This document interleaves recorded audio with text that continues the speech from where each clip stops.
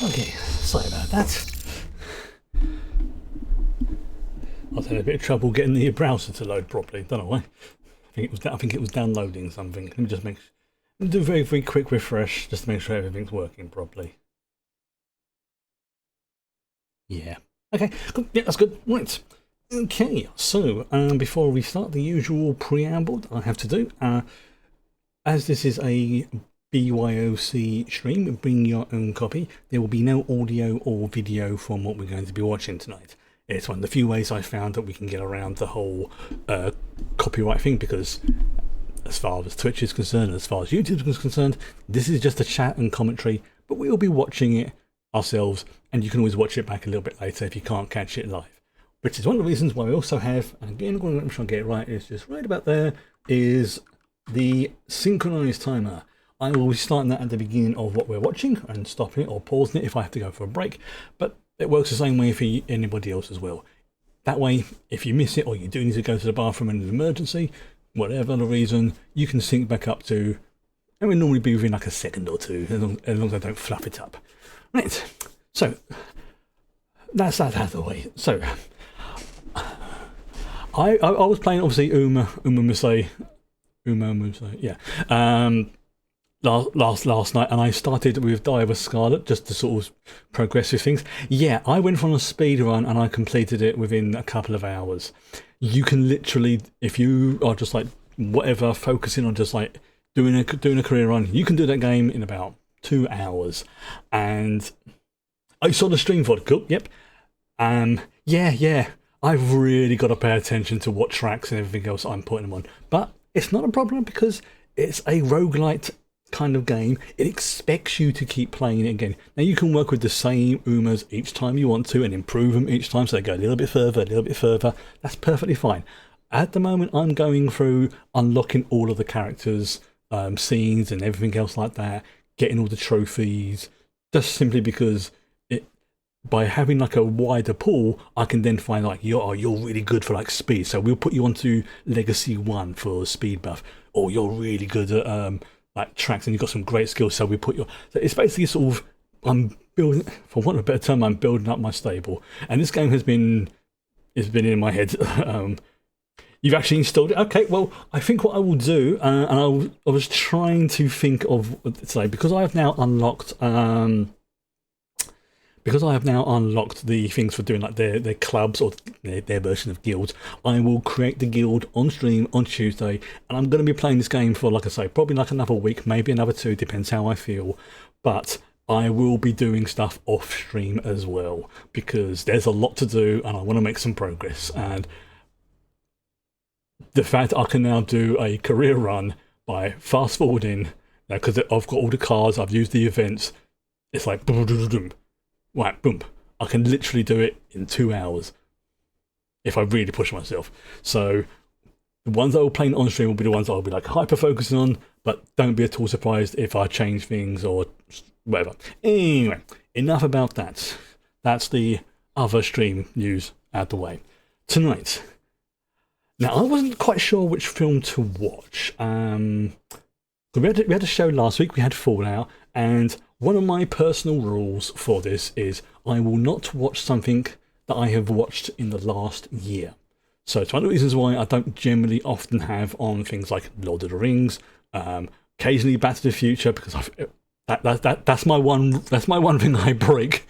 I break my last year rule, because I freaking love that film series. But generally speaking, I try to keep away from something I have watched in the last year. Dredd, sorry, I'm getting distracted. Dredd, I have not seen for quite a few years. I think we have watched it on here before, many years ago, back when it was a proper like watch party thing. But now this is a film okay, a little bit of history, right? So for those who don't know, this is Judge Dredd, hence Dredd, and it is based off of a comic series that was very, very famous in the UK, called 2000 AD, because it's supposed to be like future and all that sort of stuff.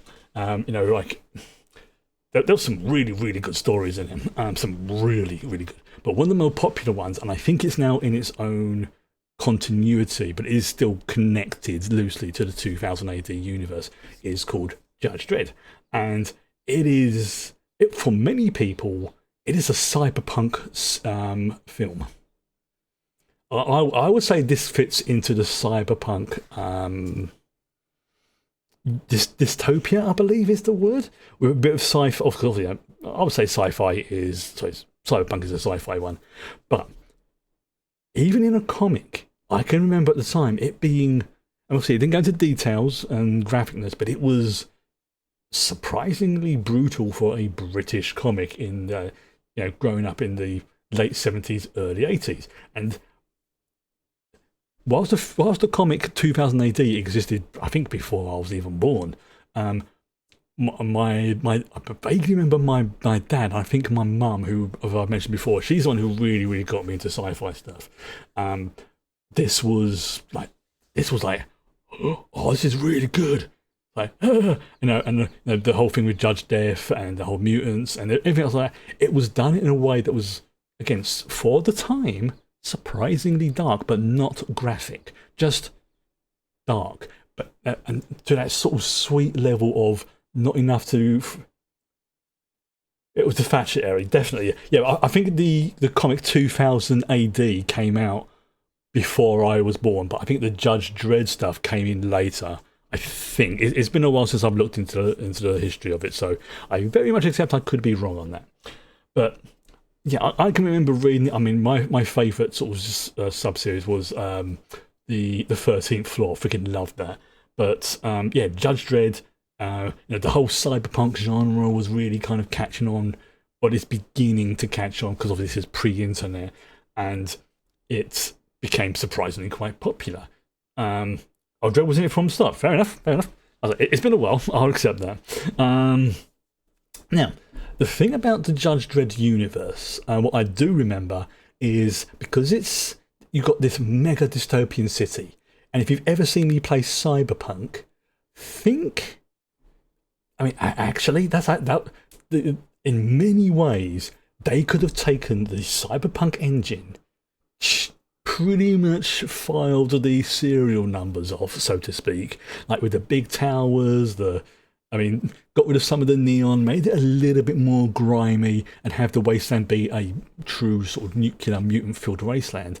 And seriously, Cyberpunk, I think with some mods, could very, very, very easily be converted into a Judge Dredd film, a Judge Dredd game. You really wouldn't have to change that much of the engine, just basically change the vibes, change the look. Have the judges walking around. It's like, let's put it like this. In Cyberpunk, this stuff is all connected, so bear with me. Yeah, Mega City 1 and the cursed stuff. Yeah, exactly. So, let's put it like this. In Cyberpunk, you have the normal cops, you have the gangs and all that stuff. Yeah, the usual cyberpunk dystopian thing. But in Cyberpunk, if you create too much of a hassle, eventually you get a group of people turn up who are known as Max Tech. And Max Tech are pretty much able to just take down even the most powerful of netrunners and solos and everything else like that. Okay, so keep that in mind. In the Judge Dredd universe, there are no police as such. There are the judges. They are literally judge, jury, and executioner. And even the most basic of judges is like Max Tech. So you can see how, you can see, maybe Mike Pondsmith got some ideas for Cyberpunk from 2000 AD. Or, I wouldn't be at all surprised if there was a sort of bleed over between them. Maybe not consciously, maybe subconsciously. Fine. Different vibe, but it works. So I personally would call Judge Dredd a cyberpunk film, but not in a traditional way. So I'm going to just read off the little blurb that they have here to give you an idea of what's going to be coming up. Now, one thing I do have to point out as well, because I feel like I'm obligated to do this, is that this film is rated in the UK as an 18 rated film, because it is pretty gory in places. Like, it does not mess around. There was a previous Judge Dredd film which has Sylvester Stallone in it, and they tried to do it the more sort of light-hearted way, and they messed up by... One of the canon things is Dredd never removes his helmet, or if he does, it's done in such a way so you can't see his face. Okay? The Sylvester Stallone version of the film, and I say, to Stallone's credit, he did not want to take his helmet off. He was like, but no, this is like, Dredd would never take his helmet off. But they pretty much turned around to him and said, yeah, if you want to be in this, you're going to take your helmet off. People need to see your face. And it was like, he's a mega Judge Dredd fan. So it was like, this was like, for him, the opportunity of something he's wanted to do since he was a kid. And he's been told that all he has to... So he was in a tough place. I don't blame him for doing it.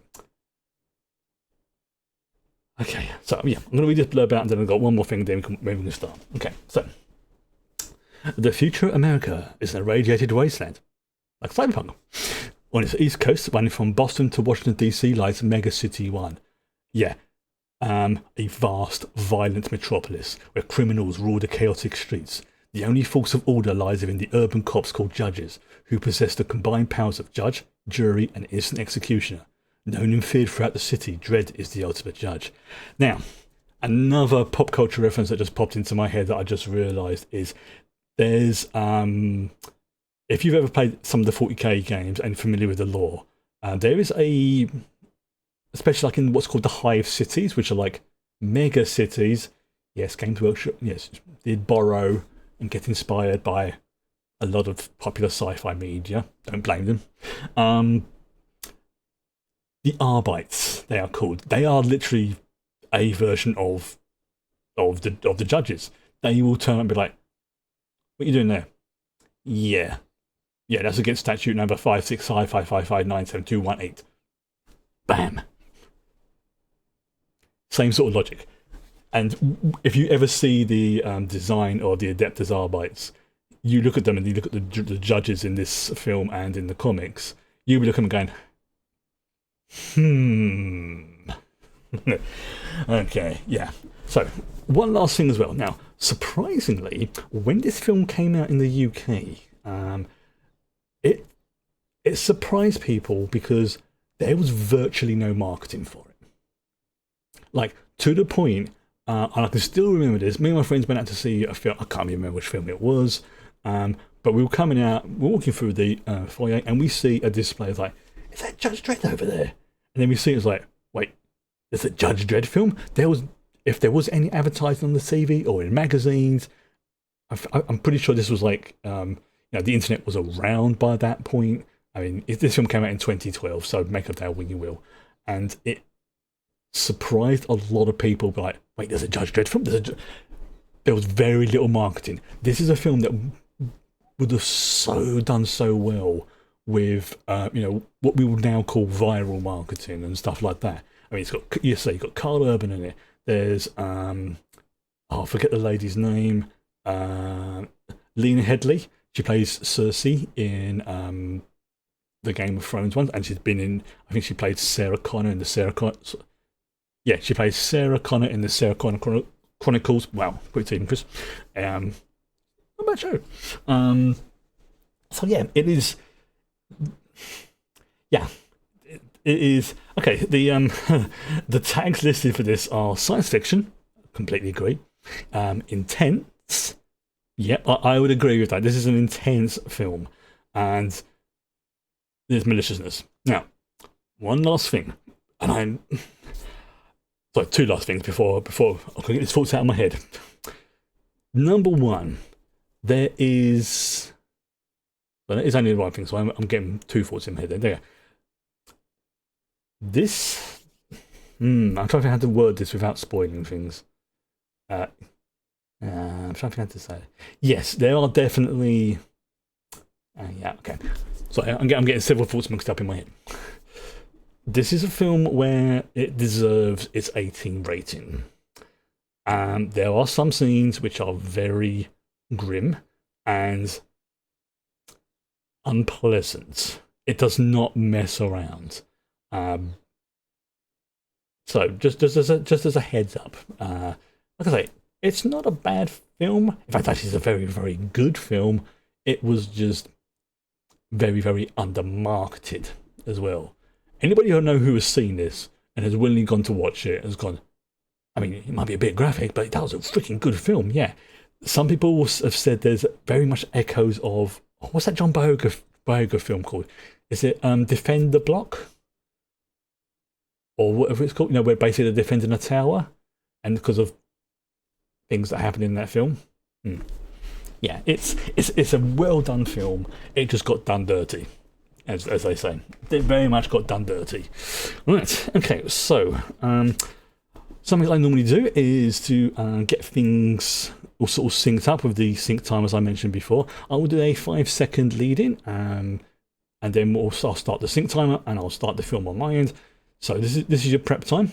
Get yourselves ready. I'm going to have a very quick drink because I am parched. And if I remember correctly, I'm just scanning ahead. There are no post-credit scenes. I've just checked. Hello. Excuse me. I know, but you see, thank you. See, if you don't attack the block, that's it. Sorry, I have a fuzzball on my who demands attention. Right, okay. So let me get myself ready because I need to make sure this is that one. Okay. I was just checking. Right. And 5, 4, 3, 2, 1, go. Wait, do not attack my hand like that. Yeah. Flashing images, nudity, violence, substance use, and foul language. Sounds like a good Friday night. And flashing lights and strobing patterns. Yes. If you are somebody who is sensitive to that sort of flashing epilepsy type thing, be warned, there will be flashing lights in this, some flashing bits. So just keep that in mind.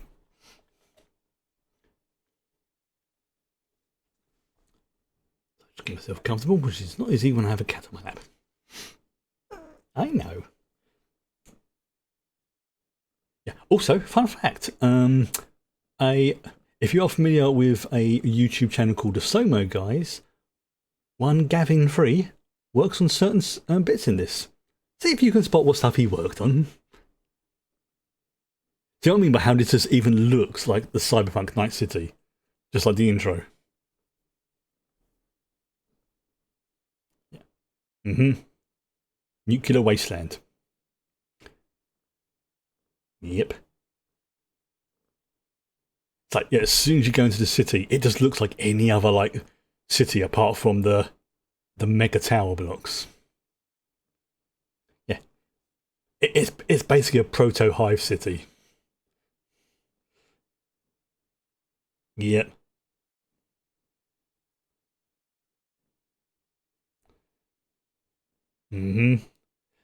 Yeah, isn't that each one of those tower blocks is like the equivalent of like a small city in terms of population, or large town, however you want to call it. What is it? The subtitles not on. Okay, there. Yep, Carl Urban.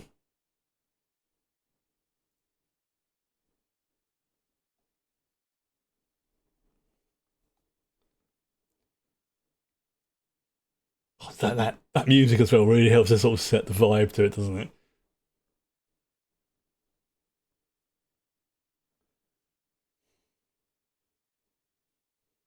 The judge. Yeah, that's the closest you're going to see to Carl Urban in this, like with his helmet off. Yep. Yes, they are in the working towards a series called Mega City 1. It's in a little bit of development hell at the moment, but it's being worked on. They've not given up on it, it's development hell. And I really hope they do a sequel to it, because I want to see how they handle the Dark Judges.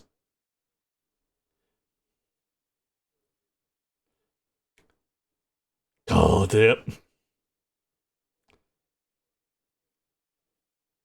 I think it, even just like with this, it looks. I'm gonna say it. Oh yeah, here we go. Oh yeah, slow mo.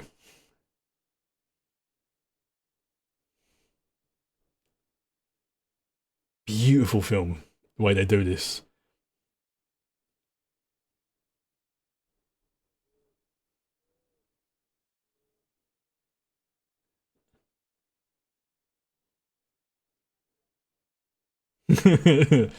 Yeah, you've not got a judge, you've got the judge.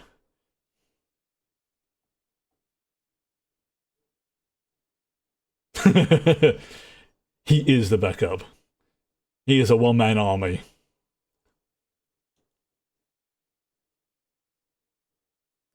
I still think this would have the like they've done with the 40k stuff. I think a sort of more adult animation set in the 2000 AD universe, like as an anthology series, would work so damn well.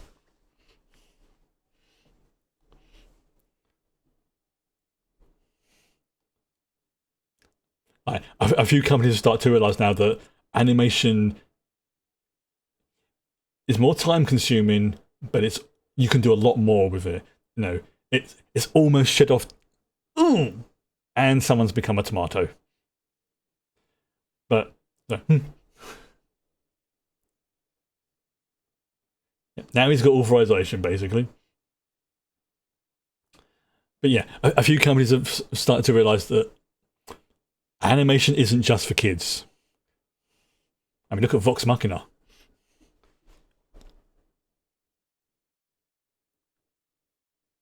Which the Mighty Nine is coming soon for that. That looks very good.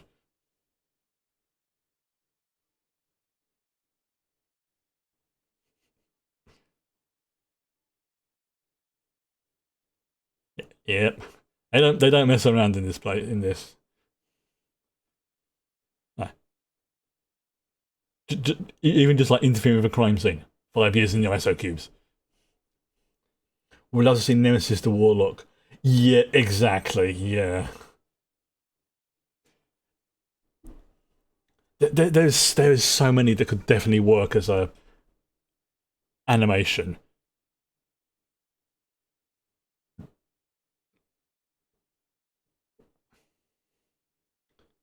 Hell, I think yeah, I think if they did the 2018 comics as like an anthology series, each season, whatever, maybe have like in one dedicated to Dredd, I think that would really, really work.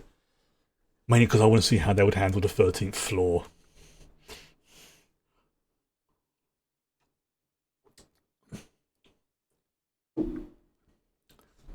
And Dan there. Man of Tomorrow. Because imagine if they actually got Carl Urban to do the voice of Dredd and if they did an anthology.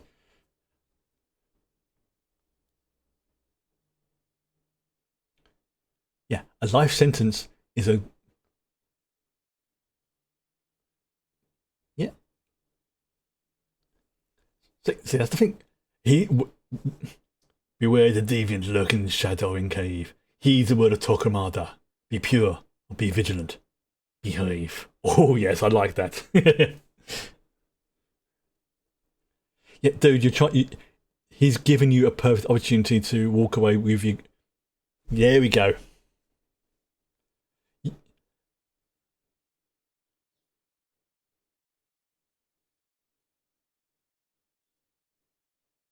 Oh, I love the Lawmaker. That's the name of his gun. Yeah.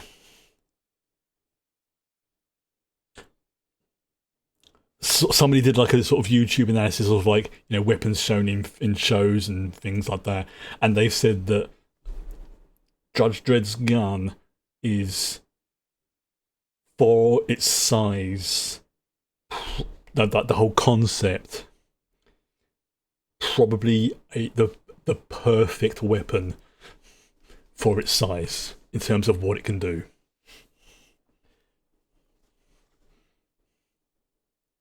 That's a lot of tomato ketchup. I imagine he's done that a few times, and he's spreading it everywhere. Yeah. Now, again, it's not to say it's the most powerful weapon, or it is an all-round perfect weapon, but for the scenario, Anderson, yes,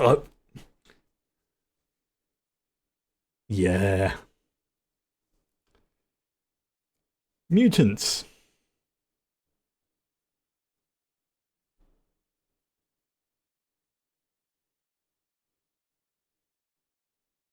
I bet.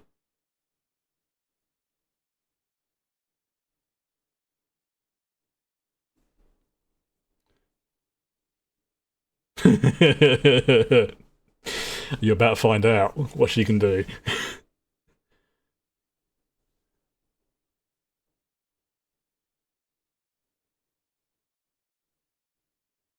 Yeah, she's a psyker. A very powerful psyker. At least,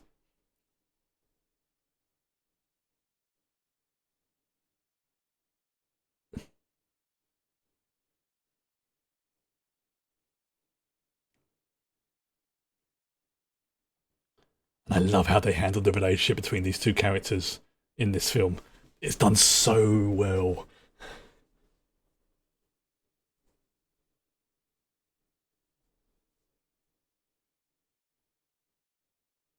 Oh, you have no freaking idea how powerful she is.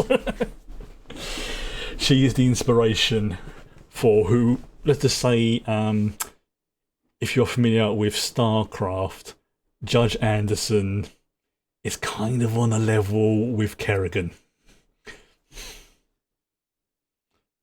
In fact, I would say Anderson is probably a little bit more powerful than Kerrigan pre joining the Swarm.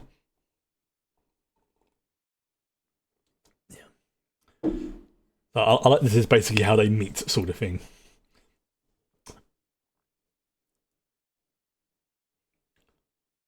Hmm.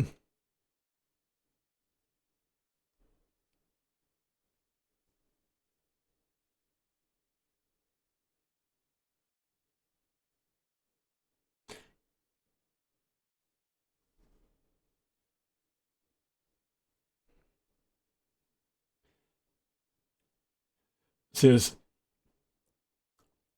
all I will say, without spoiling things, is in the comics. Let's just say if Dredd is the ultimate physical judge, and I believe it gets to a point where she doesn't actually need to use a sidearm. She is that freaking powerful. So she can.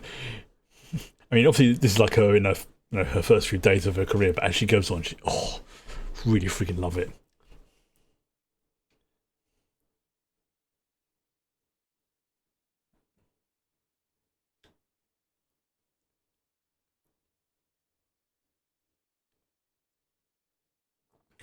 And we've all watched slow mo videos at some point, I would imagine. But yeah, this is basically a drug that makes the world go all slow mo for you.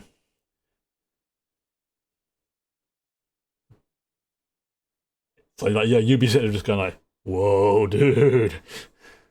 Or like if you're having a bath, like just like splashing something into you, it's like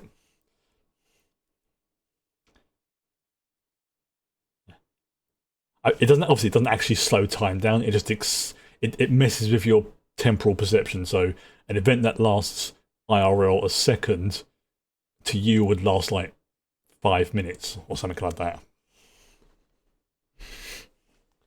depending upon how strong the dose is and your tolerance, obviously.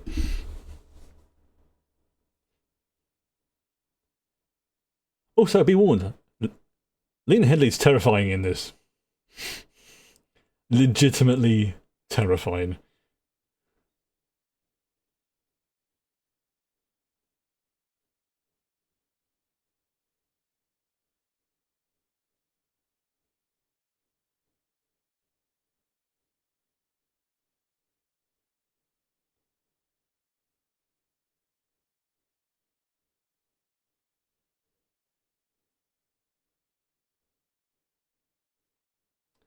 Yeah.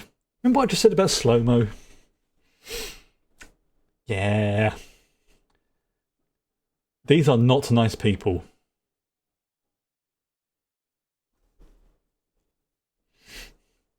Oh,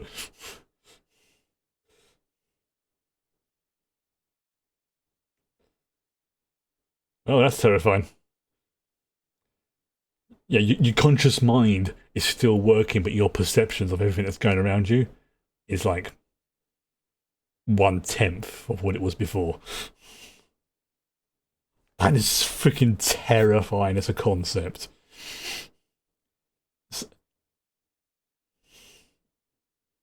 Eh, yeah. Oh, that's just yeah, yeah,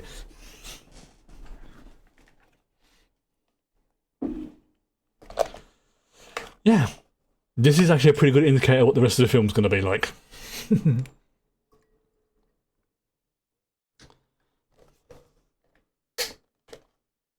Yep.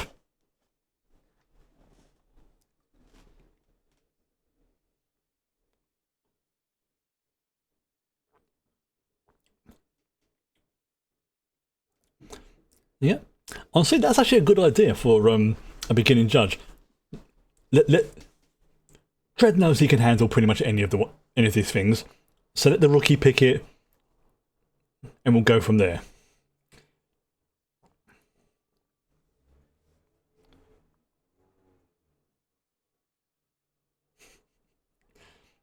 They need. Although I'm not a skate. Oh, flip that all that height. No, wait, no, thank you, no, thank you. But I mean, they really need to have more skate parks and things like that around. I think. See, 75,000.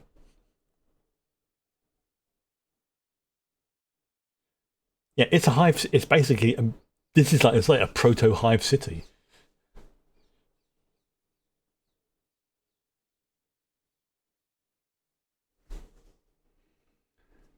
Yeah, dude, you just get yeah. A judge just gave you a get out, get out of my way, and we'll overlook it this time. You don't get that often. If it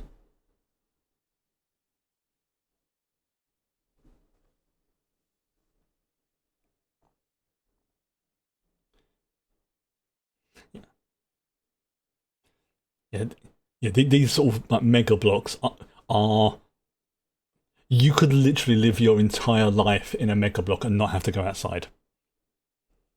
If you've ever heard of, I think it's Calhoun, the walled city. It's where I think it's in China or Singapore. Um, it's not as bad as that, but it's like that kind of yeah.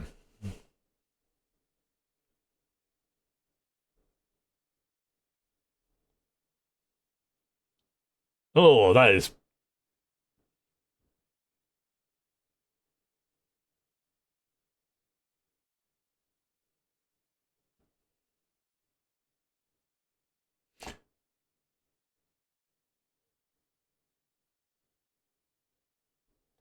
yeah. Calhoun walled cities.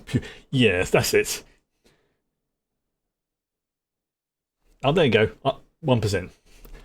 Yeah, that is terrifying. So if it takes you, yeah, yeah, yeah, it's terrifying. Slow mo as a recreational activity could be quite entertaining. Also terrifying.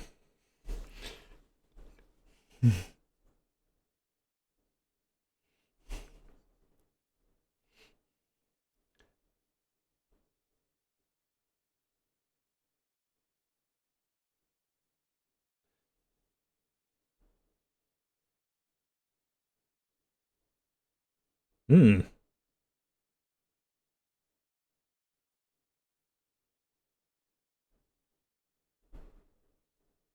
Matt. There you go, Mama. That's what.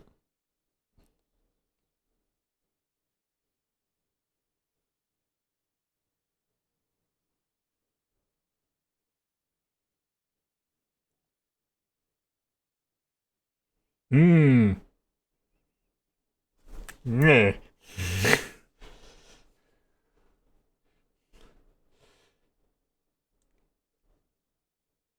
Yeah. She does not mess around.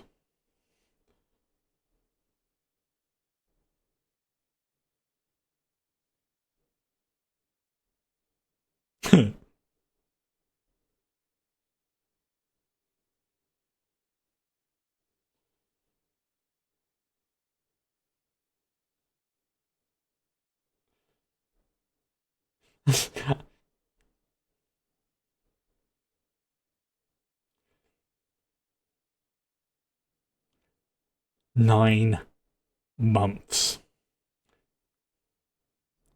Yeah, she basically owns that block.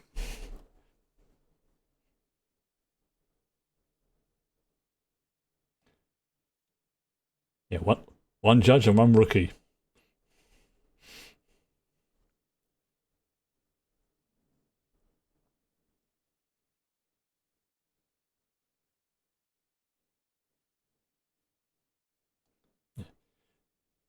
Let's just say that there's very few people in this universe that Dredd would call a friend. Anderson's probably one of them. Or at least he has a respect for. Now, he may not understand how her brain works, but she can use it, and he respects that.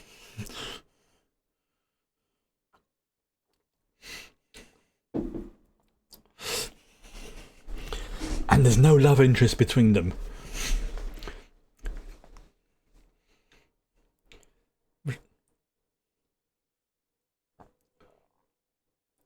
That was something I'm so glad I didn't put into this.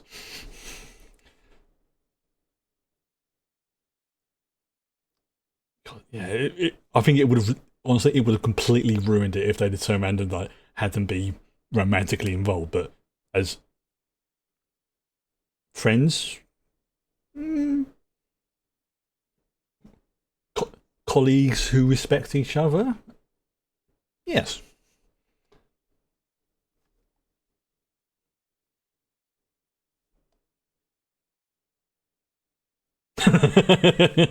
True, but like I say,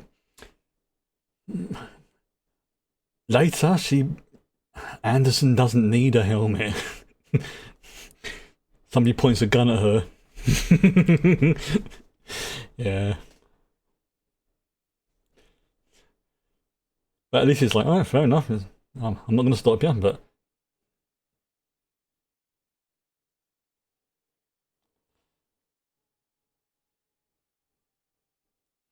yeah, this is how you respect the source material and make it a good movie.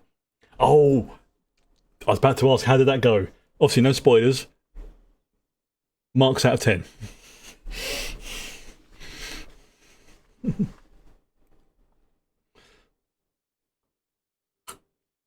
These slow-mo scenes are freaking dope. Like, how long those have taken to set up and film? 9 out of 10. Excellent. Oh, that is grim. And obviously, because they're being slow-mode, it's all, ooh, yeah.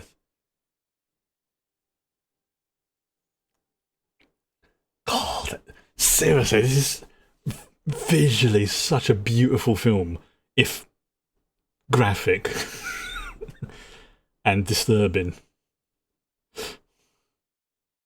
So yeah, all this happened like in a like what 2 seconds? Door blown, bang, bang, bang, boom.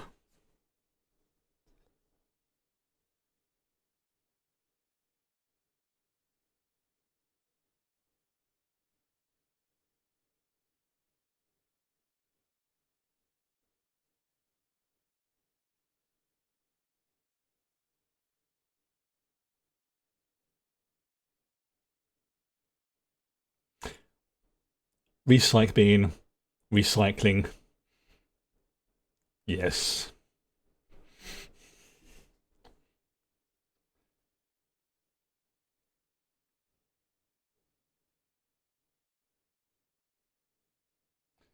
Yeah.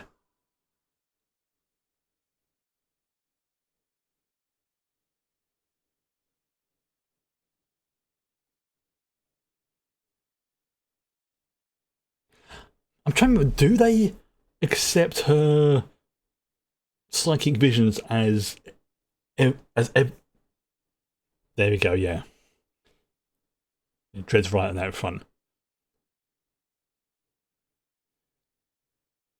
So I suppose they use it to sort of help narrow down things, but I don't think they can actually use it as a.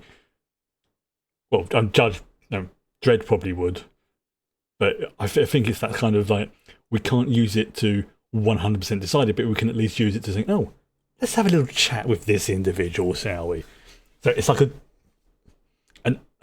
sort of a tool, stuff like that. But I think from the right as time went on, Dredd basically is like, yeah, he's the one. You just turn and go, what? Yeah, bang, you're the sort of thing, because he trusts Anderson completely. But at this stage, yeah, he's right to be a bit wary, especially because mutants in this universe are, again, like in the 40k universe, most mutants and psychers are very, very dangerous. Anderson's one of the few stable ones.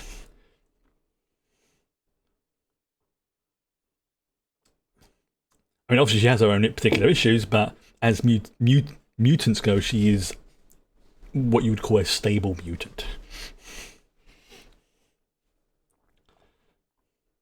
Tell me about like the highs with the cyberpunk stuff. Yeah, this is a cyberpunk film. Sorry, but not capital cyberpunk. This is in the cyberpunk genre.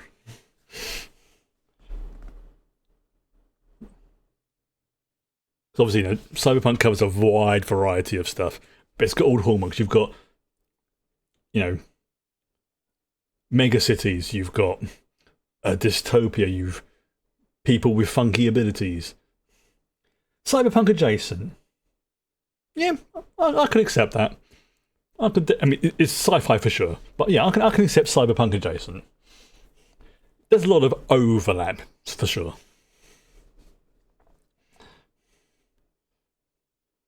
I can put it. If somebody said that they thought this was a cyberpunk film, yeah, I'd agree. But I can also see the logic as to why it wouldn't be.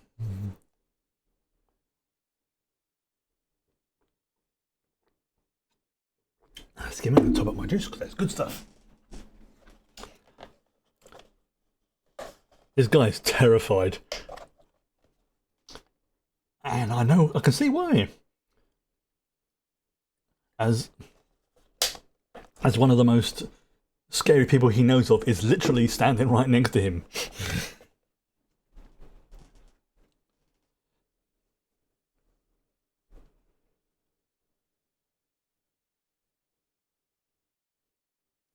Yep, that's good. And ironically, that little outburst and an apology after has made me think, yeah, dude's having a bad day.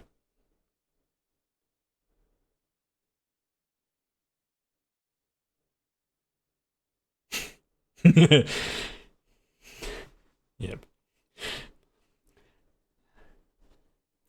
And what I like about this is, in general, is even in the comics, Judge Dredd isn't perfect. He makes mistakes sometimes. Not often, but he does. And oh,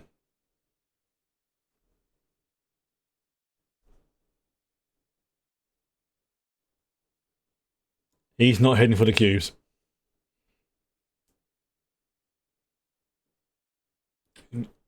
He's definitely not heading for the cubes. Well, shut the bud. Yeah. Yep, the entire block's gone into lockdown. Which. Oh yeah, and those kids are outside. It's like, well, shit.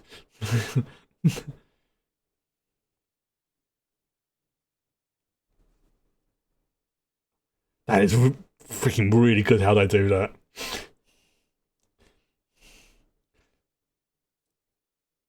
And again, this is another film where there's very little faffing about. You introduce to the judges. You introduce to the characters. The situation. Boom. Kick in.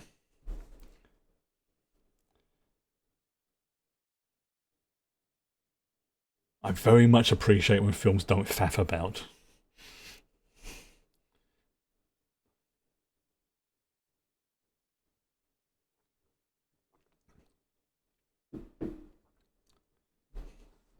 Yeah, you. Oh.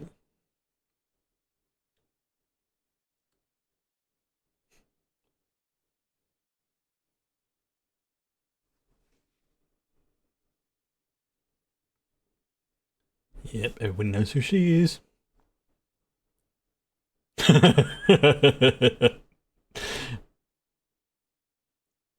Yeah.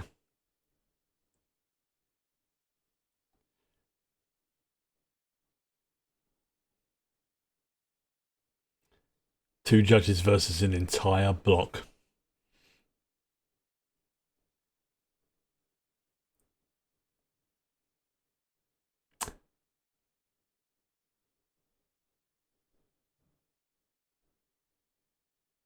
Hmm.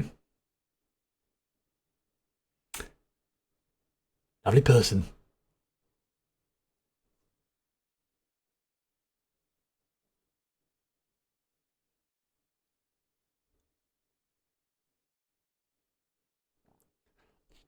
Oh, she's so freaking terrifyingly good at this character.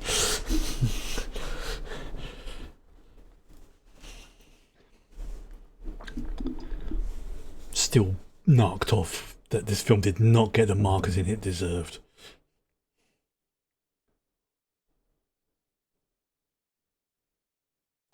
Yep, it's a knockdown. Those.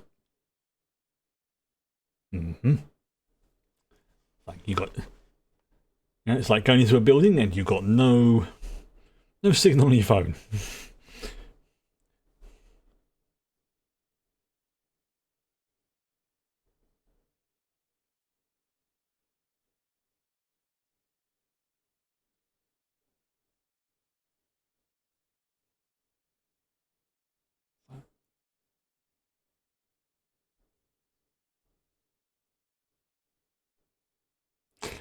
Again, I love the tech in this film that the judges have. I'm trying to remember if. So I am pretty sure his weapon is called a Lawmaker, but I don't know if that's the brand or if that's just what he's called it.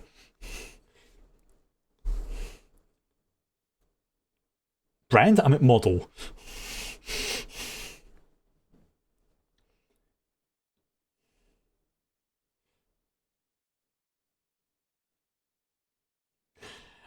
This would also make such a great game. I feel like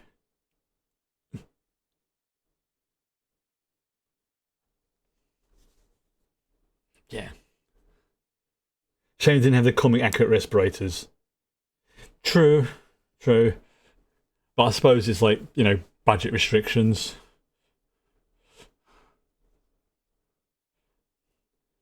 Because I mean,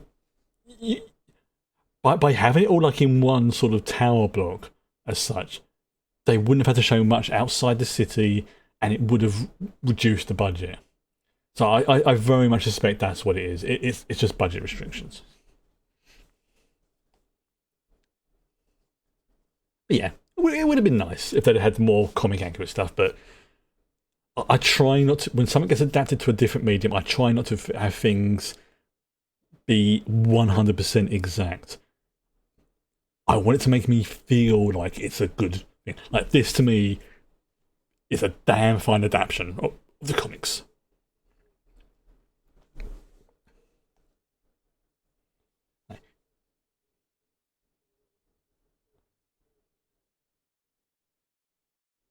It's giving you a choice. Exactly, it has all that it needs.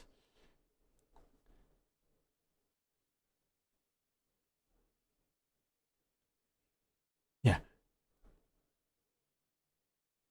See, that is what we call a target-rich environment.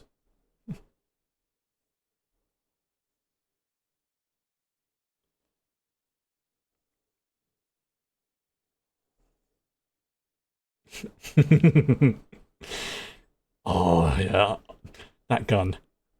Oh dear, need to put some ketchup.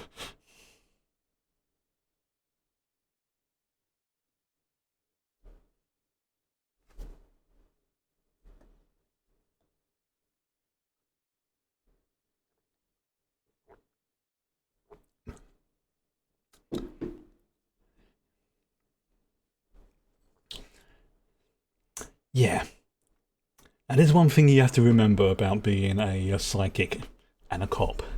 Isn't the visions of, unpleasantness is when she takes a life, sh sometimes she feels it and experiences it as it's happening. Not all the time though, but it's happened a few times enough to, it's like, yeah, it's a downside to being a psyker.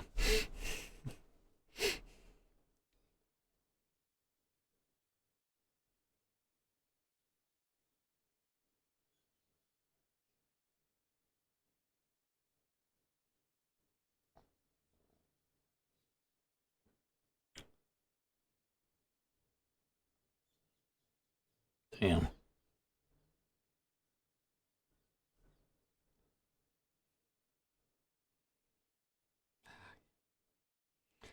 Seriously, Carl Urban was a fantastic choice. In fact, all the cast were fantastic choices for this.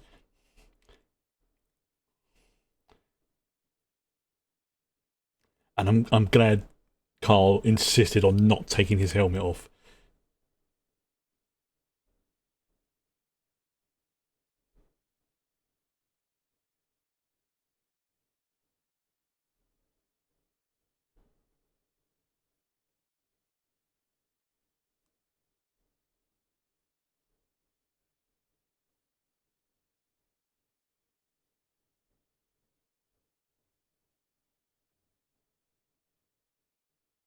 Hmm.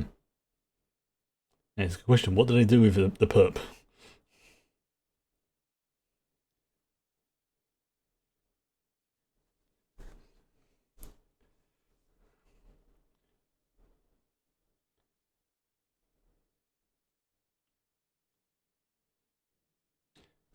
Now, I will say that the Stallone film, the Judge Dredd one he did with it, is a little bit more sort of comical, that sort of light-hearted approach to it. But it's actually not a bad film. It's not a great Judge Dredd film, but in its own right, it's not a bad film. Well, it's worth a watch, if nothing else. Form your own opinion of it.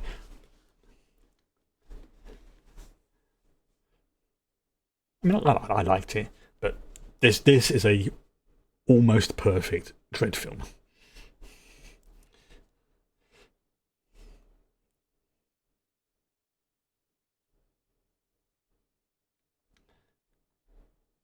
Compare and con. Exactly. Yeah. Just don't think it's going to be as serious and as dark and intense as this film is. Yep. Like I say,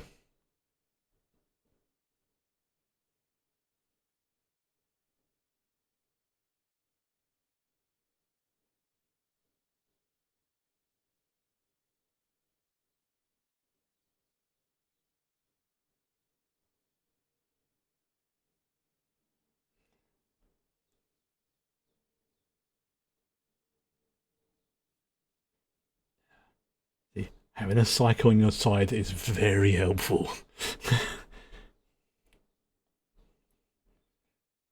The problem is, how can I put it? Like I say, mutate. Yeah, yeah, that's it. The ABC Warrior. That thing was really freaking well done.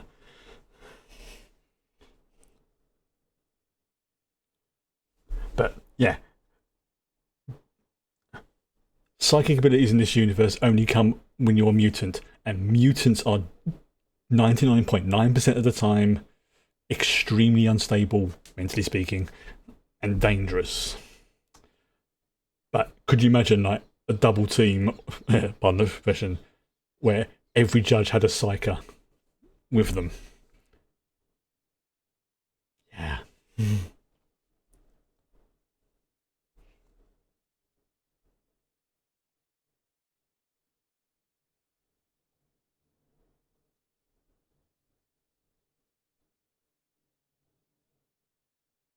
Yes, one of the few times he's like, okay.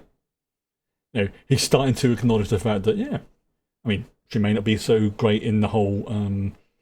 She's a rookie, but she's proving her worth to him, if nothing else, and he respects that. Ooh, awkward.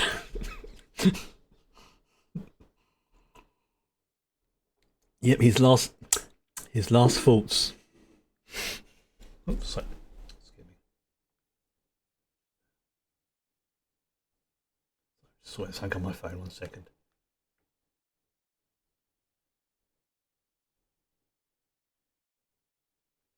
Otherwise it's going to annoy me. There you go.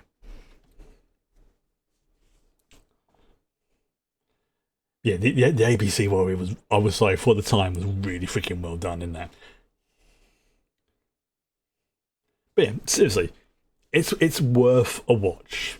No, it's not. It was not a film I came away from thinking I hated it. It was just studio interference stopped it from being an amazing Dredd film. Grr. Which is a shame because Sylvester was. I mean, come on, he had right fucking jaw for it. Yes, that's one thing that I am looking forward to when it comes out of development hell, Mega City 1, because yeah, they said it's not going to be as intense as the film, but it's going to be almost like a sort of halfway between the Sylvester Judge Dredd film and the urban film, this one. But with, obviously, they were doing with the city itself, not just the judges. I'm going to have a quick look to see what's going on with that one, just for my own curiosity, if nothing else. Hopefully it's not been taken out.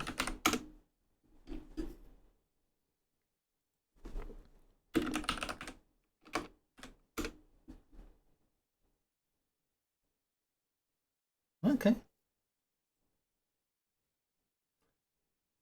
Yeah, it looks like it's still in production.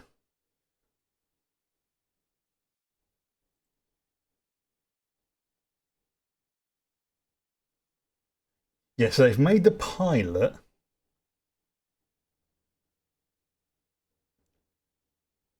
But I've got a sneaking suspicion this it's been, oh yeah, it has been delayed, and I know that Mr. Urban has said that he would be very interested in playing Dredd. So I would not be at all surprised if they are delaying it until after The Boys, because he stars in that, has been finished, so he can start filming and doing stuff for it.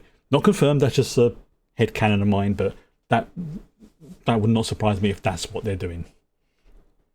But yeah, it's in development hell right now, or at least a holding pattern, I should say.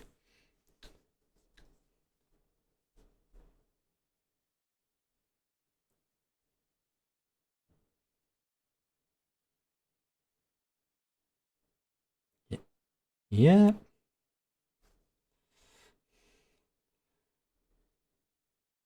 it's one of those ones I'm looking forward to it. But the pilot came out in 2019. Then obviously COVID happened, which caused a lot of problems. So yeah, a lot of major things like that have been delayed by quite a few years because of other things. But like I say, I I wouldn't be surprised if it's because they want to get Carl in on it, and I hope they get some of the other people from this film as well in it as well.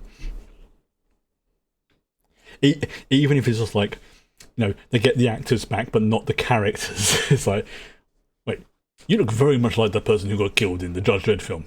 I get that a lot.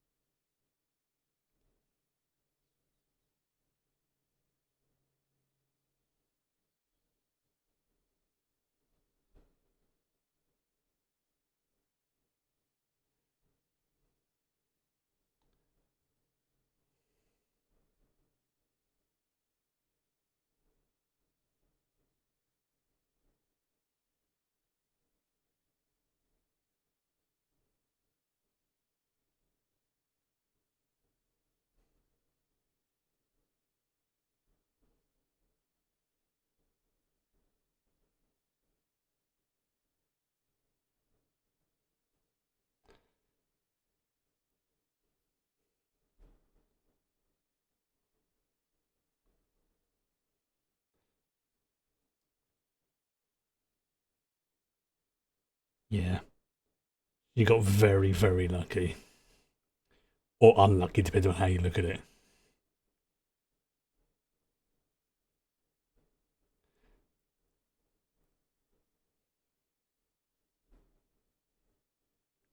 No, it's a very real thing in the Dredd universe.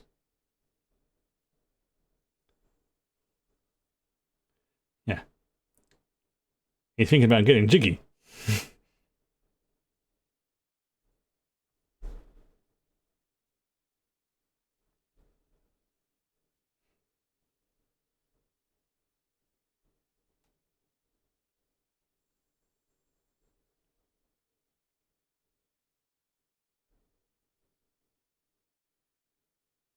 Yeah, dude, trust me on this one. She is not a person you want to piss off. Just as a free warning. Yeah. Oh, that's a big shooter. Yeah, I can understand why the kid's going. That's a big chuffing gun.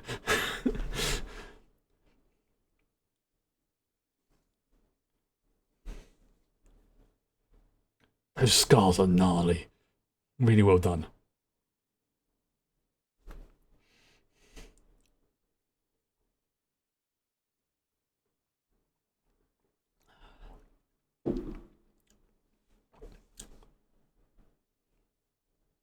Oh, that sound.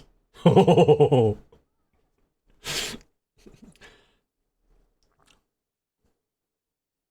I don't know what it is, but that sound of something revving up, like building power, is just one of those sounds that I just find orally extremely satisfying. Like that. It's like, oh, yes. I don't know why. It just does something to the monkey brain.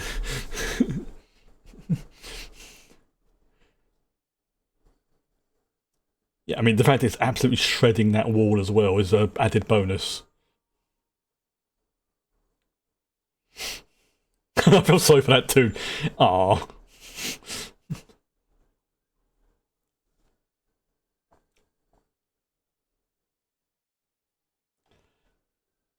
yeah. Anybody caught in that is now just it's like being caught in a blender. Oh, look at that. I was just like, artistically, this is such a freaking great film.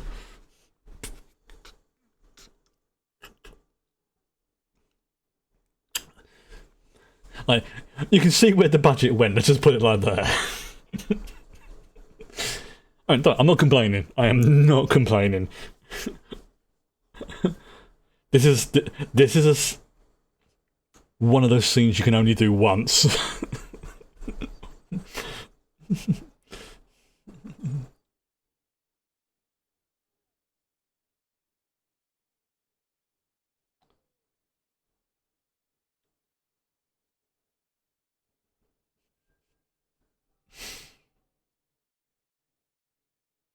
Oh yeah, and they're still stuck outside. That's like, well, no, it's all good. It's all good.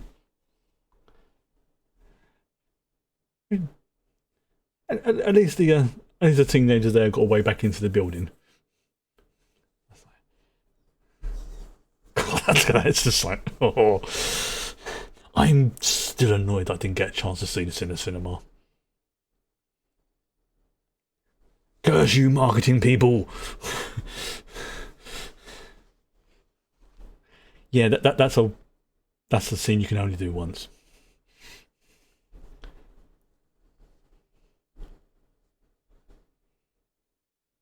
Damn, I wonder what the casualty rates are. I suppose the answer to that is just yes.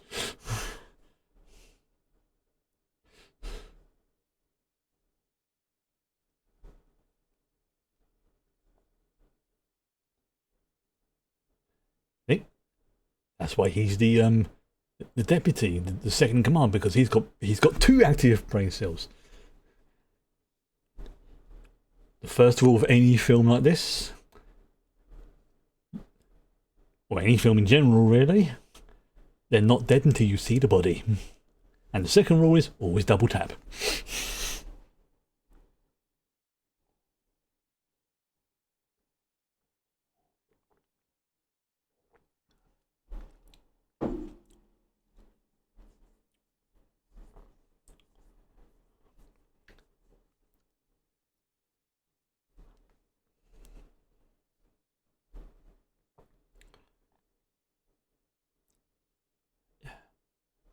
By the way, that's not snow.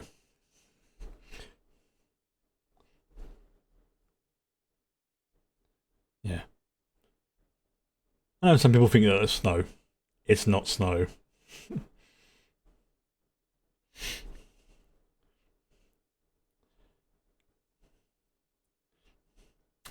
suppose the best way to describe it would be ash.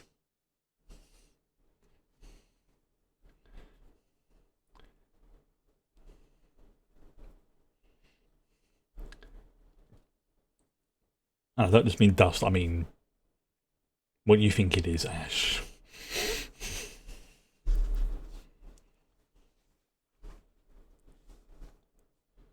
Yeah, he's still alive.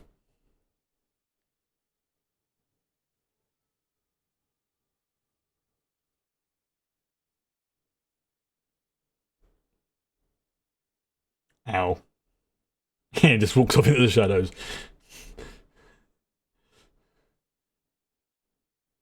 I mean, if you think about it, that is a perfect way to just basically say to her, I'm still alive.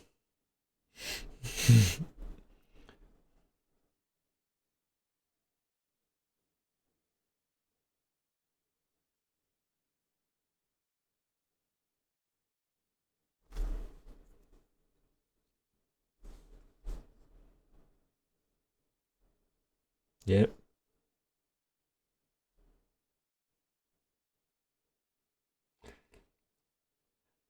I can definitely see from this why Carl Urban was chosen to play the is it Billy in The Boys?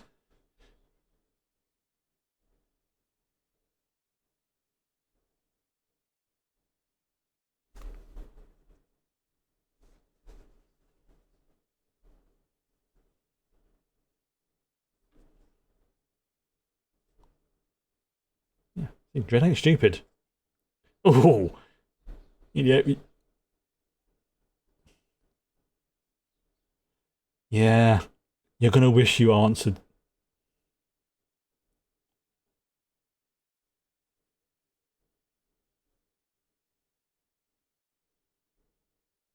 All right, prove yourself, Wookie.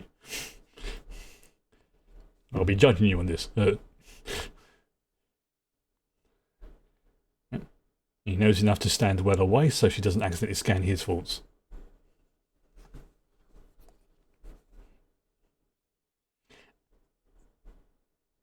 And he's about to find out why you do not mess with Anderson.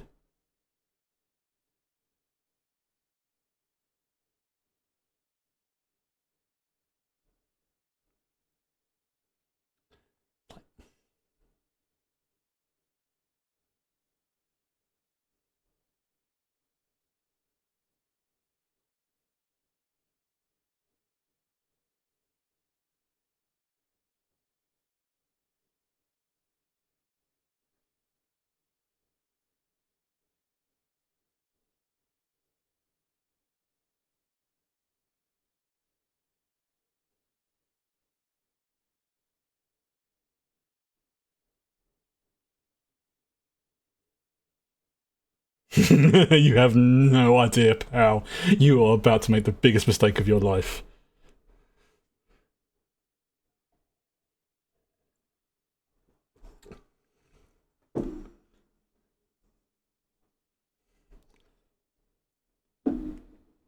Yeah. Because, like I say, she doesn't just see the things, she experiences them. And now he is as well. Yay. I think a bit of Whittle came out just then.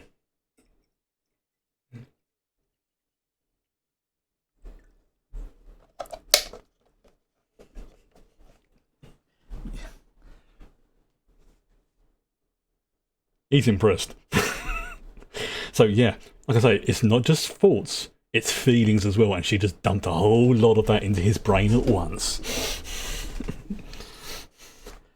Don't mess with psychics.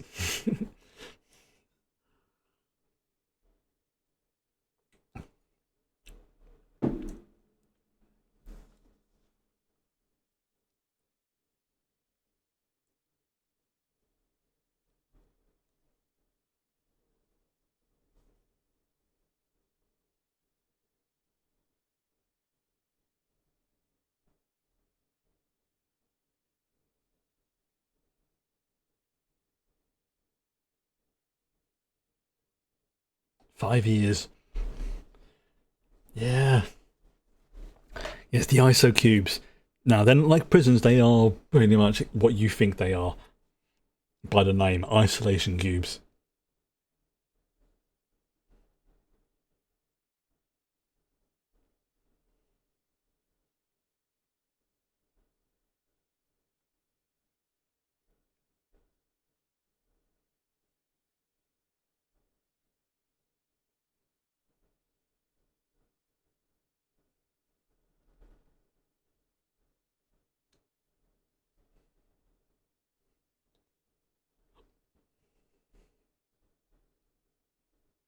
Like I say, target rich environment.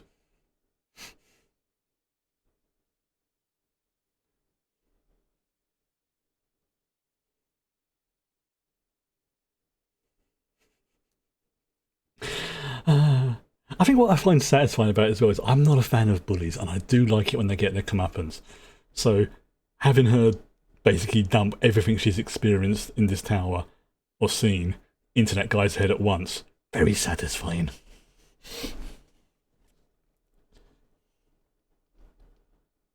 Yeah, yeah, yeah. Of course you can. Two of you gonks can take on two judges. Exactly. Yeah.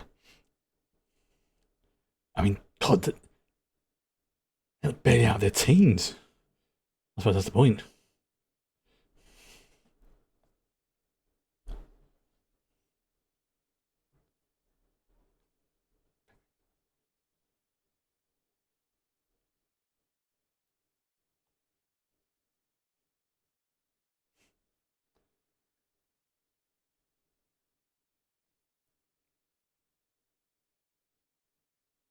Yeah. Yeah. So, really?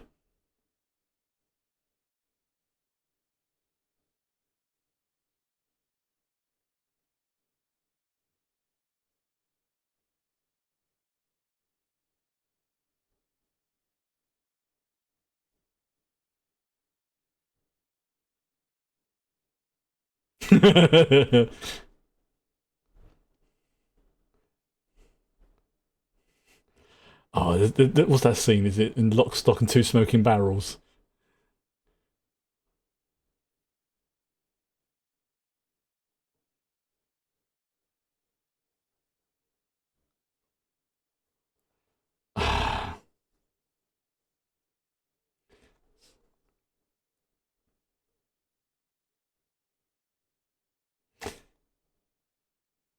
Yeah.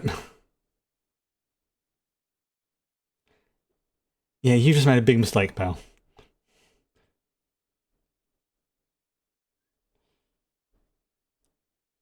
You're just damn lucky this is Rookie Anderson. Otherwise, she would have freaking melted your brain. And then maybe shot you. As you can tell, I like Anderson as a character. I also like Judge Dredd as a character. Which is why I'm so gutted they didn't show the other judge I really, really like.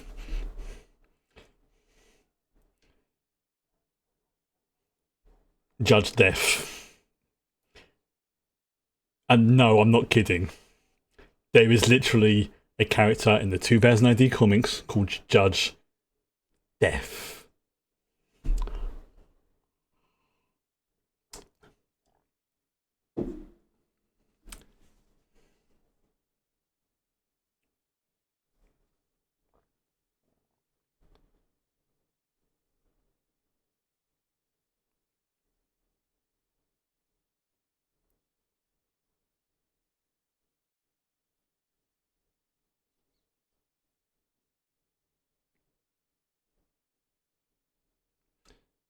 Yep, she knows who she's dealing with.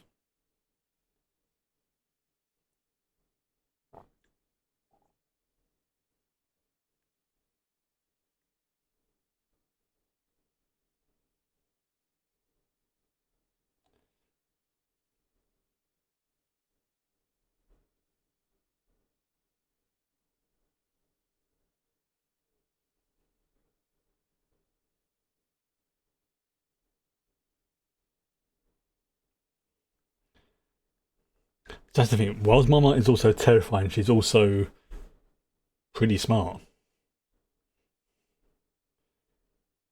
She would have to be to become a leader of a gang like that. She's also extremely ruthless, but that's a given.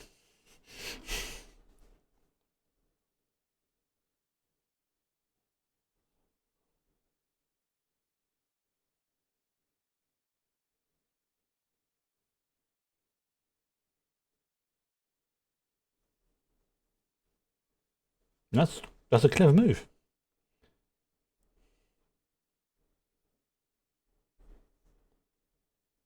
So grimy, this place. I love it.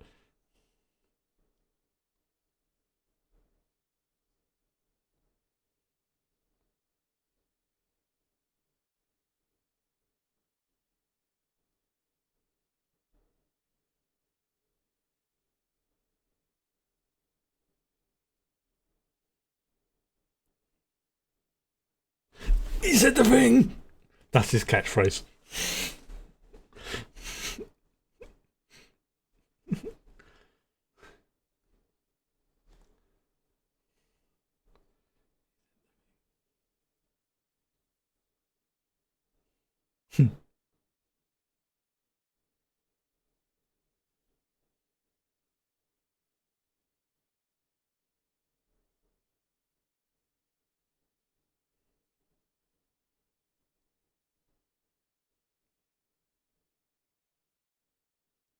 Yes.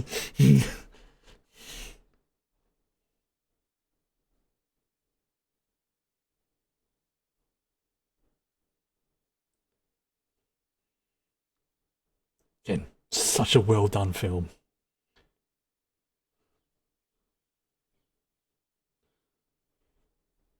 I shall be grumbling about how dirty they treated this film later on Blue Sky. Just I will be having a grumble.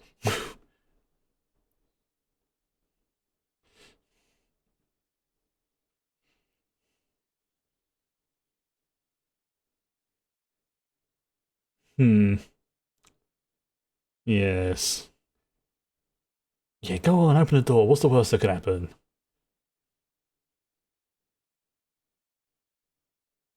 Oh, look, you're all in one place. Yes. Boom.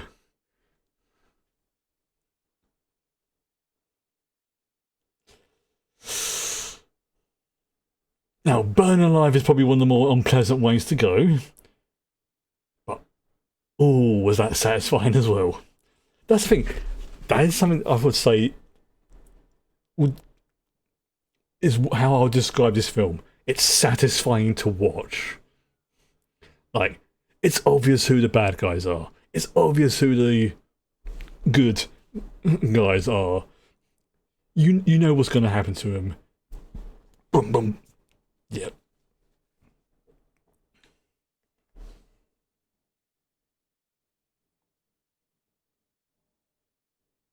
Like I said, Mama is smart.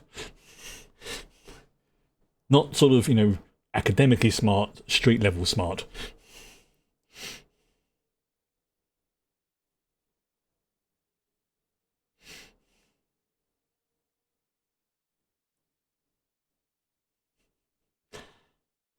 They really did capture the right vibe for this.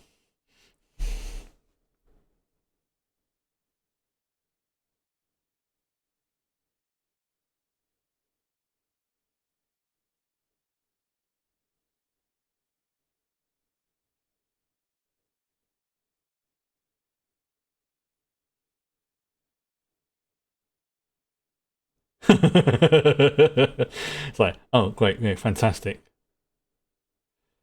Like you were saying.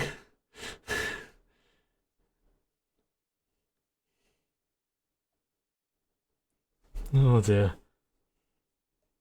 Excuse me. Ah, fudge, I forgot to get my antihistamines today.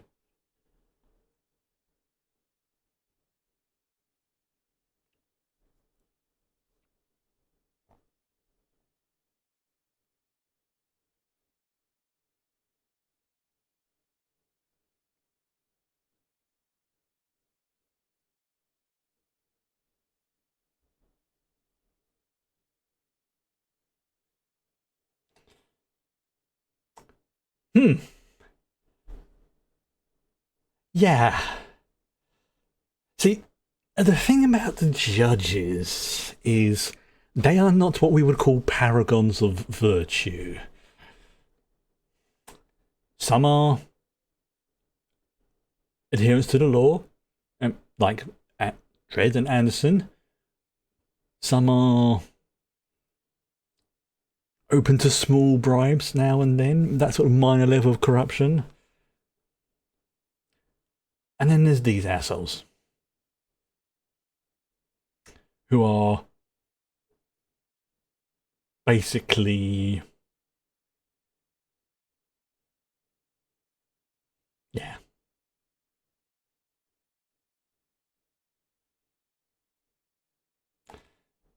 Was that Benicio del Toro?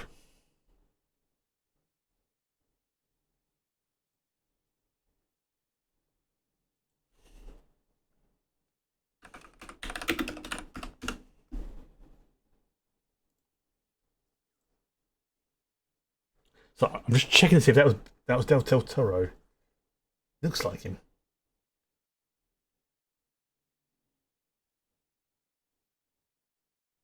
No, no, it's not. It's just somebody who just looks like him.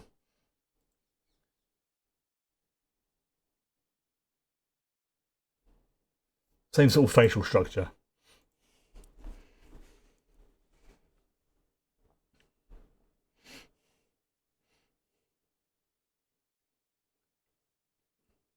And again, I like that they're not making it too well lit. It's giving you that sort of dark, dank feel that you would expect from a place like this.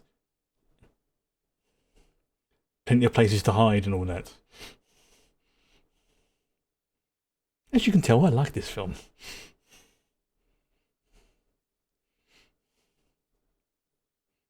Okay, so what we got going on here?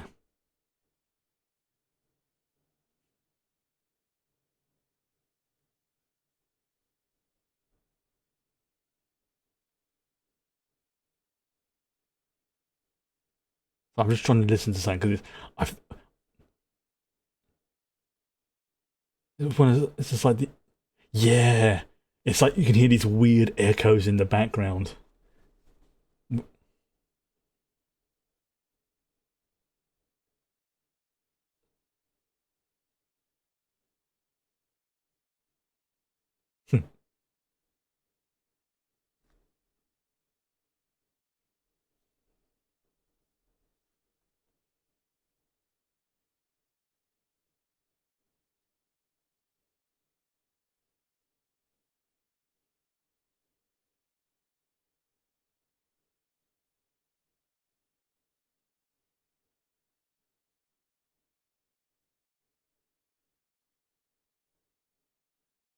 Because he already knows.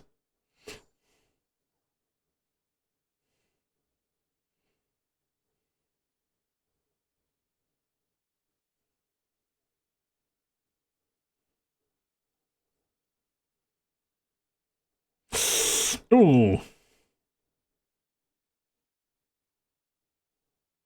Oh, you can see the indent. Oh, that is brutal. Oh, oh, that was, oh, that was visceral, but so good.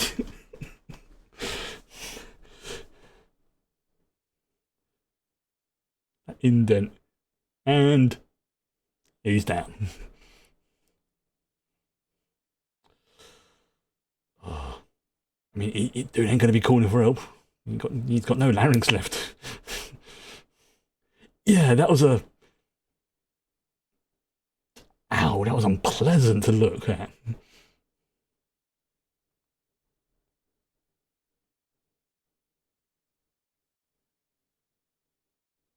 Yeah, dude, you...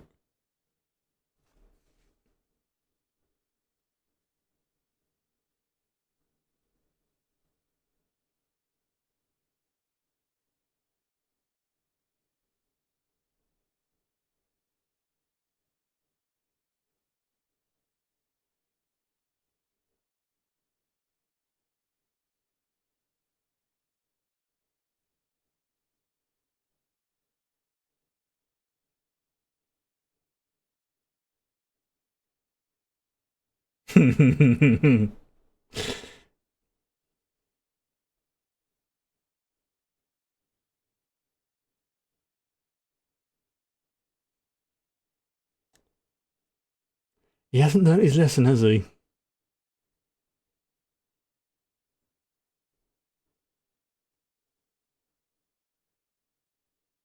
Yeah, those guns are ID locked.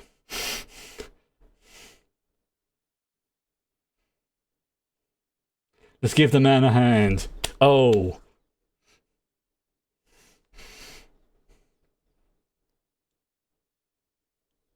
I'm proud of that one.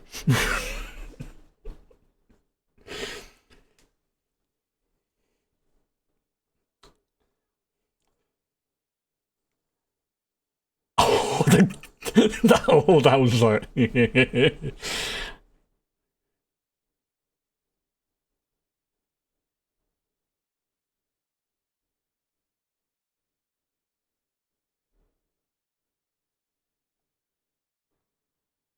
mm. Do they know? I was trying. No, I don't think they know about her. I mean, obviously they know about Dredd because he's a known quantity in the judges. What would it be called? Not guild, not judges guild. Judges guild is something completely different. Force, enforcement agency, whatever it is. They know about Dredd. Only a few people know about Anderson. Yes, I am an Anderson fan.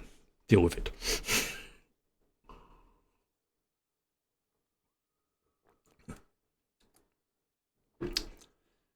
Oh, yep. This is where all the slow-mo stuff is made.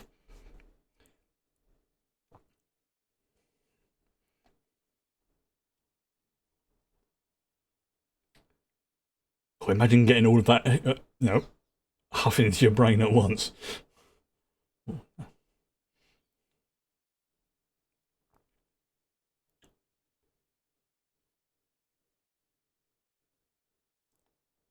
I mean, that would probably kill you.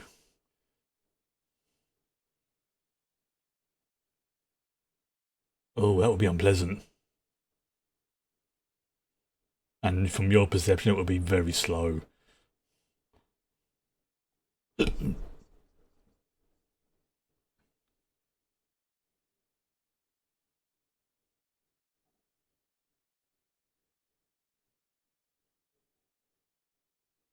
Well, free.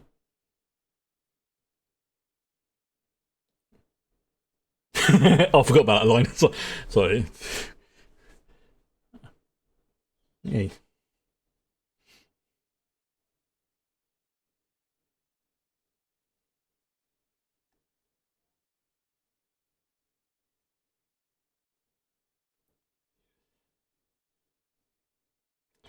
I'm just trying to think. If we go with the alignment system, Dredd is definitely lawful, but I would say he is perfectly lawful neutral. Like, smack, maybe a little wibble every now and then. But yeah, I would say he is lawful neutral. And I mean rigidly lawful neutral. Like, very narrow band.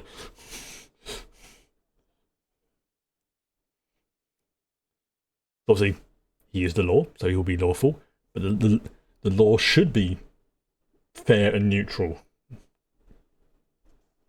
Should be. Yeah, Dredd is encyclopedic entry lawful neutral, definitely.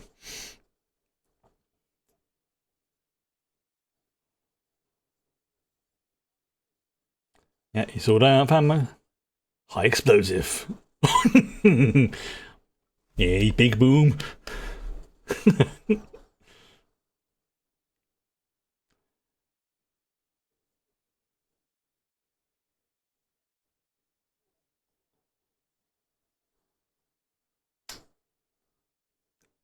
That's just gonna. It just means he's just gonna be mildly less efficient. That's all.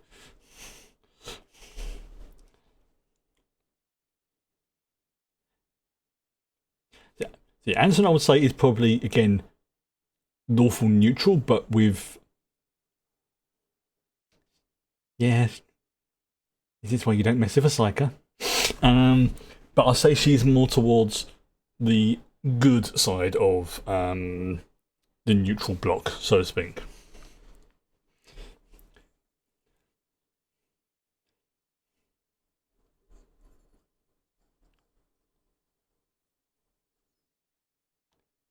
As I say, Dredd is not immortal. He does make mistakes. He sometimes gets hurt.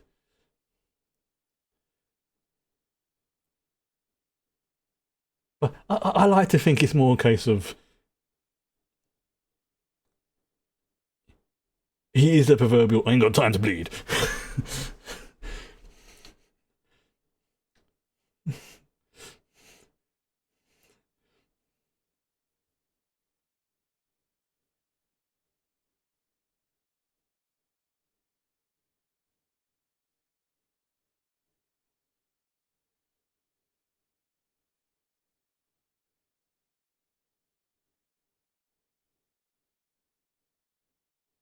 See, Dredd is well known.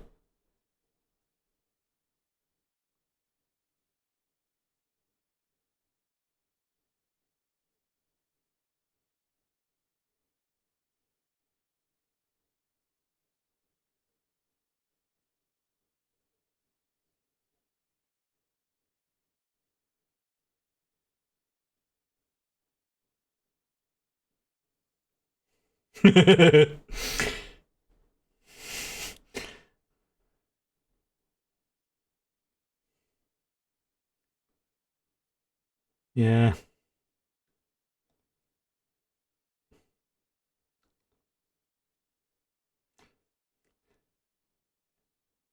I'll say Dredd. Oh yeah, yeah, this is like it's good, but it's like it's field medicine basically. Yeah. It's dirty, it's quick, and it does the job, but it's not gonna be pleasant.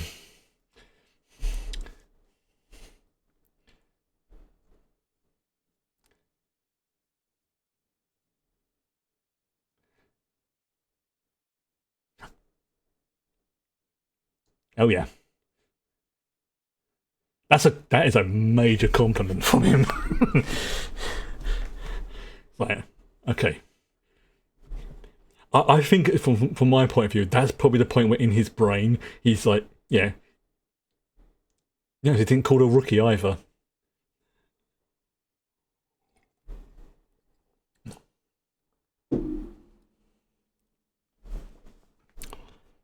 I freaking love this film.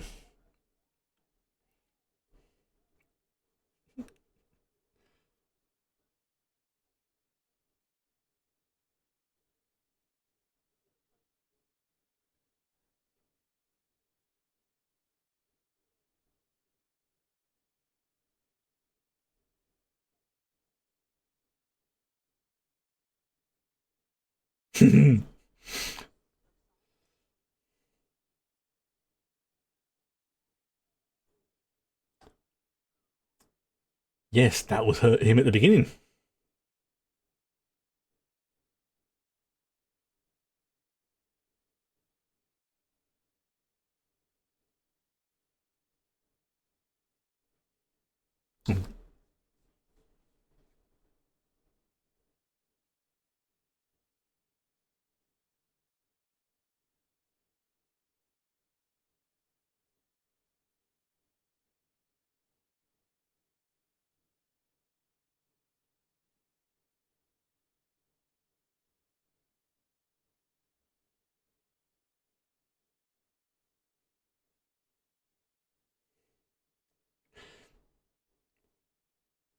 Yeah, you don't even have to. That very sort of subtle. Okay, it's such a subtle movement, but there's a that is a nod of respect from him for her. It's like, yeah, you know you've effed up, but you're still willing to do the job.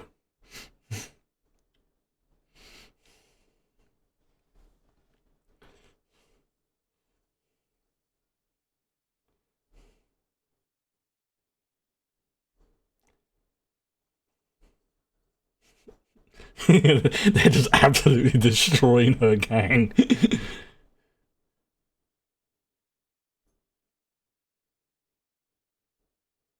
Ooh, yeah, I don't think he's getting up.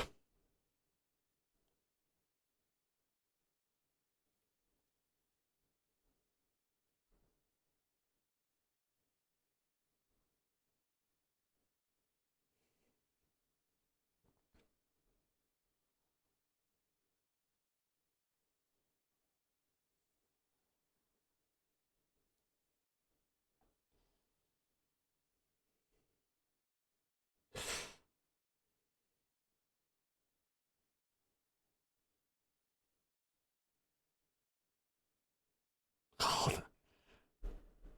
Oh, that jacket in the background looks dope.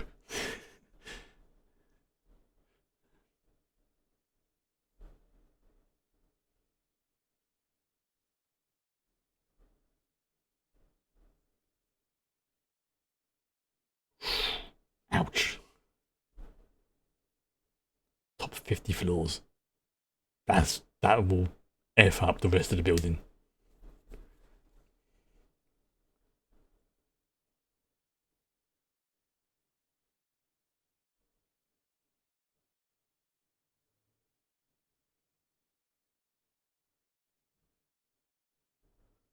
Yeah.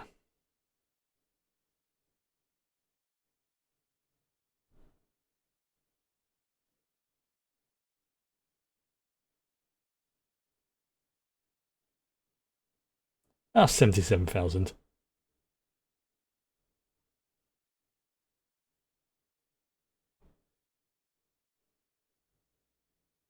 Oh, that beat in the background making it sound like a heartbeat.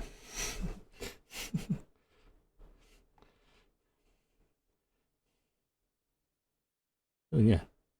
And, oh, God, more ketchup.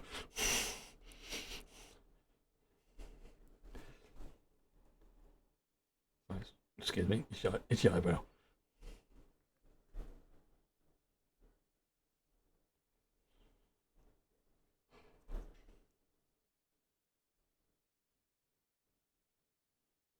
Oh, yes, slow mo.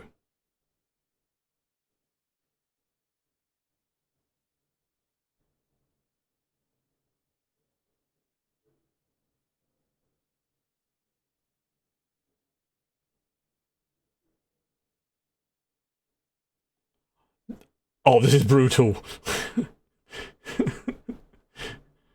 I say, I know what's coming. This is freaking brutal.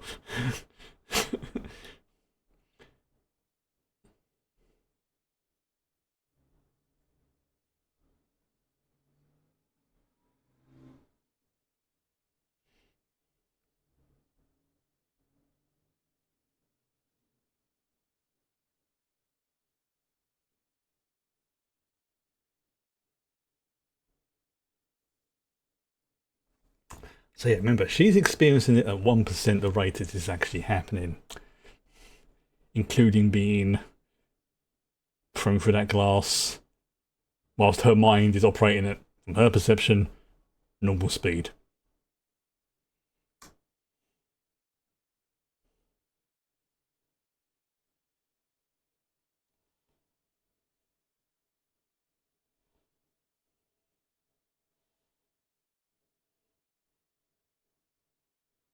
So she's got all this time knowing there's nothing she can do. Even if her mind says, oh, I can do this, her body would not be able to keep up with it. That's the whole point.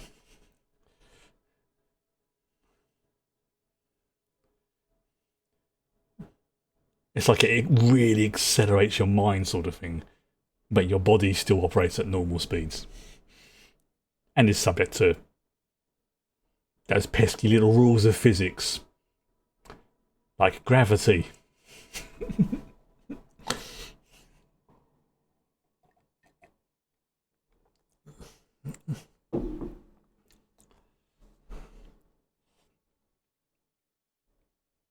Yeah.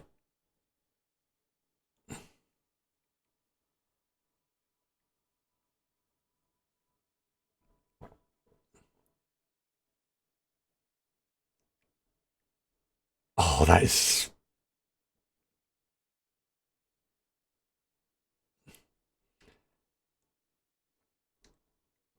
disturbing. That is disturbing and beautiful at the same time. I think visually this film is like, those slow-mo scenes are so freaking good. Excuse me, you jumped. Yep, you did.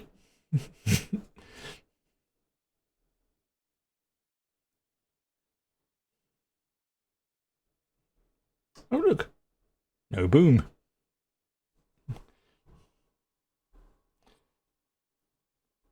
Oh, what, 200 floors, terminal velocity. That probably would have taken about, what, 10, 12 seconds for her to fall down that distance in real time. So for her, that was probably about, I probably felt something like, I don't know,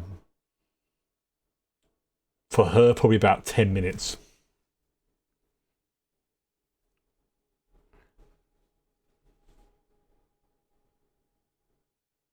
Very unpleasant. Not the way I want to go.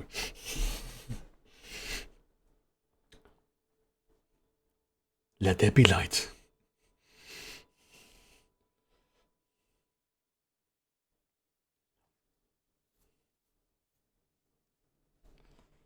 Ah.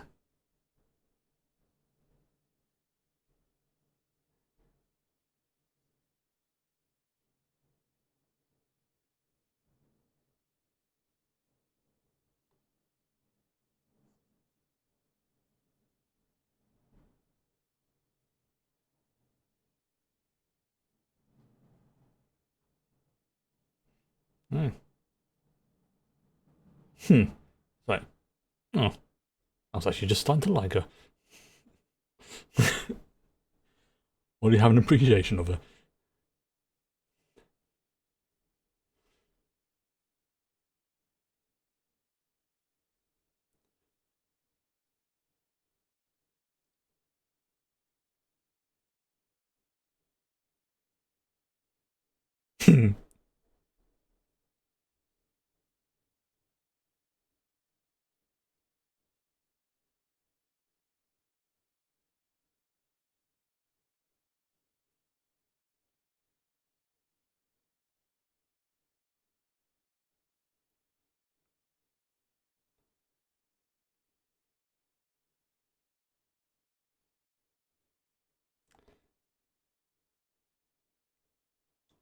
Yep.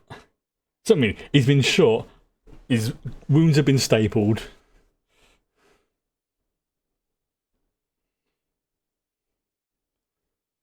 Yeah, a lot of people. So each one of those towers has about the same population, say about 70, 80,000.